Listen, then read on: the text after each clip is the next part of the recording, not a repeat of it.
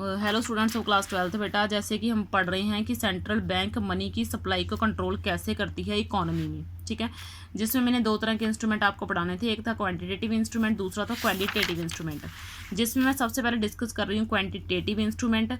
सबसे पहले मैं बैंक रेट डिस्कस करूँगी। अब ये बैंक रेट होता क्या है, देखो बेटा, सबसे पहले दो तरह के रेट होते हैं। एक तो होता है नॉर्मल रेट ऑफ इंटरेस्ट। अब ये नॉर्मल रेट ऑफ इंटरेस्ट का मीनिंग क्या है, हम मान लो कोई पर्सन है, किसी पर्सन ने कमर्शियल बैंक्स से, कमर्शियल बैंक जो नॉर्मल बैंक्स होती हैं जिसमें हम पैसा जमा करवाते हैं उनको कमर्शियल बैंक्स बोला जाता है। भाई जो कमर्शियल बैंक है उससे लोन उधार लिया किसी पर्सन ने। अब जो लोन उधार लेगा पर्सन, तो उसको कमर्शियल बैंक को क्या देना पड़ेगा बदले में, रेट ऑफ इंटरेस्ट देना पड़ेगा, पैसा देना पड़ेगा, एक्स्ट्रा मनी देनी पड़ेगी। यानी कि जब पर्सन के ऊपर, नॉर्मल कस्टमर के ऊपर कमर्शियल बैंक क्या देती हैं, लोन देती हैं, जो रेट ऑफ इंटरेस्ट लगाती हैं नॉर्मल पर्सन के ऊपर, वो तो होता है normal rate of interest.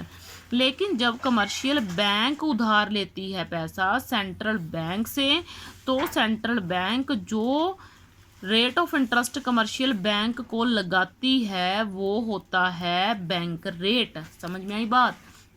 Commercial bank जब पैसा उधार लेती है सेंट्रल बैंक से, तो सेंट्रल बैंक जो रेट ऑफ इंटरेस्ट लगाती है कमर्शियल बैंक के ऊपर वो बैंक रेट होता है।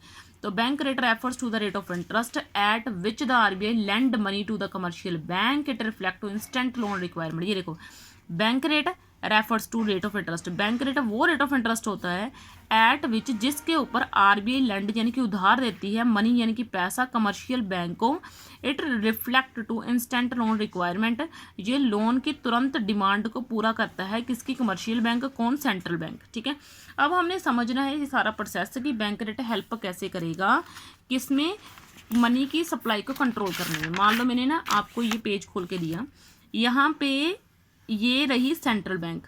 सेंट्रल बैंक ने मान लो रेट ऑफ इंटरेस्ट जो है वो बढ़ा दिया, किसके लिए, कमर्शियल बैंक के लिए। सेंट्रल बैंक ने क्या किया, रेट ऑफ इंटरेस्ट बढ़ा दिया, किसके लिए, कमर्शियल बैंक के लिए। ऐसे बोल दो कि बैंक रेट ज़्यादा कर दिया कमर्शियल बैंक के लिए। ठीक है, अब देखो क्या करेगी। अब सेंट्रल बैंक ने कमर्शियल बैंक को महंगा लोन दिया, तो कमर्शियल बैंक्स आम कस्टमर्स के लिए लोन महंगा कर देंगी। जो हम नॉर्मल कस्टमर हैं उनके लिए रेट ऑफ इंटरेस्ट बढ़ा देगी। किसके ऊपर बढ़ा देगी, लोन के ऊपर बढ़ा देगी, यानी कि हमें जो लोन मिलेगा वो महंगा मिलेगा। मेरी बात समझ में आई भी। अब देखो कौन सा व्यक्ति होगा जो महंगा लोन लेना चाहेगा, वो सिर्फ वही लेगा जिसको बहुत ज़्यादा रिक्वायरमेंट है लोन की, वरना लोग लोन नहीं लेंगे। No loan will taken, loan नहीं लिया जाएगा, लोन नहीं लेंगे नॉर्मल पर्सन्स। ठीक है, तो जब नॉर्मल लोग लोन नहीं देंगे तो इससे लोगों के हाथ में पैसा नहीं आएगा, यानी कि no cash in the hand of people, यानी कि लोगों के हाथ में पैसा नहीं रहेगा।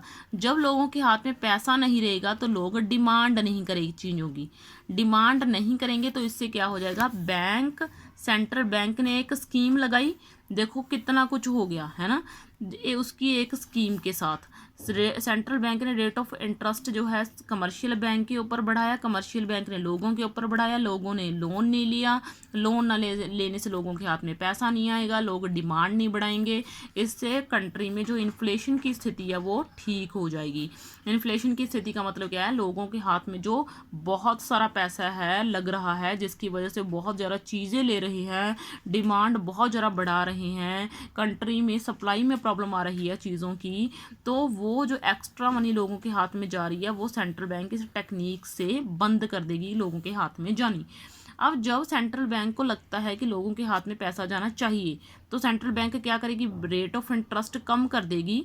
किसके ऊपर, कमर्शियल बैंक के ऊपर। तो कमर्शियल बैंक लोगों के ऊपर रेट ऑफ इंटरेस्ट कर देंगी कम, तो लोग लोन ज़्यादा लेंगे। जब लोन ज़्यादा लेंगे तो उनके हाथ में पैसा ज़्यादा आएगा, जब पैसा ज़्यादा आएगा तो डिमांड बढ़ेगी। डिमांड बढ़ने का मतलब क्या है, प्रोडक्शन बढ़ेगा। प्रोडक्शन बढ़ने का क्या मतलब है, इनकी इनकम बढ़ेगी। समझ में आई बात। इस तरीके से ये प्रोसेस चलता जाता है, यानी कि सेंट्रल बैंक सभी चीज़ों को कंट्रोल करती है। इस तरीके से बैंक रेट बेटा हेल्प करता है किसको, बढ़ाने में या घटाने में सप्लाई को, मनी की। ये पहला हथियार है, ठीक है, जो यूज़ किया जाता है सेंट्रल बैंक के द्वारा। अब दूसरा हथियार, अब जो दूसरा हथियार है वो है आपका ओपन मार्केट ऑपरेशंस। अब ओपन मार्केट ऑपरेशन का क्या मीनिंग है? ओपन मार्केट ऑपरेशन का मीनिंग है जो मतलब कुछ ना गवर्नमेंट की मनी होती है उसको पेपर मनी बोला जाता है। पेपर मनी का मतलब है लिखती असाइन एग्रीमेंट्स होते हैं, ठीक है। तो वो ओपन मार्केट यानी कि आम लोगों के लिए, वैसे तो गवर्नमेंट छेती छेती किसी के लिए खोलती नहीं है, किसी को बेचती नहीं है, अपनी जो गवर्नमेंट चीज़ें होती हैं ना किसी को बेचती नहीं है जल्दी जल्दी। लेकिन जब गवर्नमेंट को अपनी कंट्री खतरे में लगती है तो गवर्नमेंट अपने जो होते हैं मतलब चीज़ें होती हैं वो ओपन मार्केट में बेचना शुरू कर देती है। अपनी सिक्योरिटीज़, अपने बॉन्ड्स, अपने शेयर्स जो है वो ओपन मार्केट में बेचना शुरू कर देती हैं, आम लोगों को खरीदने के लिए कहती है कि आप हमसे खरीदो।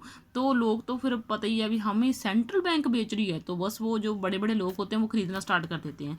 तो ओपन मार्केट ऑपरेशन का मीनिंग है क्या भी जब गवर्नमेंट अपनी सिक्योरिटीज़, अपने बॉन्ड्स पूरे मार्केट में ओपनली बेचना शुरू कर देती है। ये देखो open market operation refers to the sale and purchase of securities, अपनी सिक्योरिटीज़ बेचती है ओपन मार्केट में। मैंने सिक्योरिटीज़ का मीनिंग आपको समझाना है, मुझे याद है, ठीक है। ओपन मार्केट में बाय द आरबीआई, और ये गवर्नमेंट किसके द्वारा करती है? ऐसे थोड़ी कि गवर्नमेंट खुद बेचने चली जाएगी, आरबीआई की हेल्प लेगी, ठीक है, on the behalf of government. ये देखो गवर्नमेंट की तरफ से आरबीआई ओपन मार्केट में सिक्योरिटीज़ को बेचने और खरीदने का काम करेगी।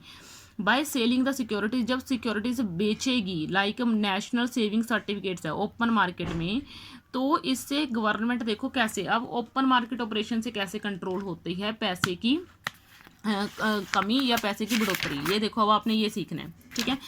अब देखो जब गवर्नमेंट को लगता है कि मुझे लोगों के हाथ में पैसा करना है, भी लोगों के हाथ में पैसा जाना चाहिए, ठीक है, तो गवर्नमेंट क्या करेगी? तो वो जो है लोगों के पास जो सिक्योरिटीज़ पड़ी हैं, लोगों के पास जो सिक्योरिटीज़ पड़ी हैं, गवर्नमेंट खुले बाज़ार में आकर, आरबीआई जो है गवर्नमेंट की तरफ से खुले बाज़ार में आकर लोग जो नीलामी कर रहे हैं अपनी सिक्योरिटीज़ की उनको खरीदना स्टार्ट कर देगी। उनको खरीदना क्या कर देगी? स्टार्ट कर देगी। जब गवर्नमेंट की तरफ से आरबीआई सिक्योरिटीज़ को खरीदेगी तो लोगों के हाथ में क्या जाएगा? पैसा जाएगा। अब इससे जो लोगों के पास पैसा नहीं है तो उससे पैसे की समस्या कंट्री में धीरे धीरे से ख़त्म होने लगेगी, ठीक है, क्योंकि लोगों के हाथ में पैसा ही नहीं है ना, इसीलिए इकोनॉमी में डिमांड नहीं बढ़ रही चीज़ों की, तो लोगों के हाथ में पैसा देना चाहती है गवर्नमेंट। तो सिक्योरिटीज़ जो लोगों के पास हैं वो खुलेआम महंगे रेट पर खरीदना शुरू कर देती है, ठीक है।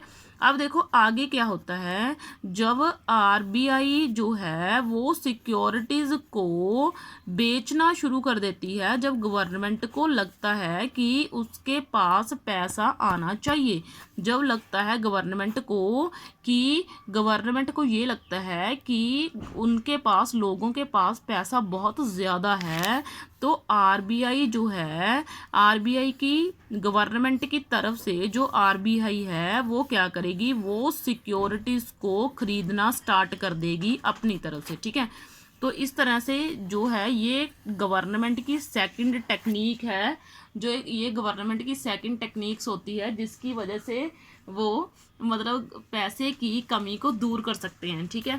अब ये रहा हमारा सेकंड हथियार। अब है तीसरा हथियार। तीसरा क्या है? जिसमें होता है रिवर्स रेपो रेट और रिवर्स रेपो रेट। ये बेटा आपका नेक्स्ट वीडियो में, इस वीडियो में आपके 2 ही फंक्शंस काफ़ी हैं, नेक्स्ट वीडियो में बाकी कवर करेंगे। ओके बेटा, थैंक यू।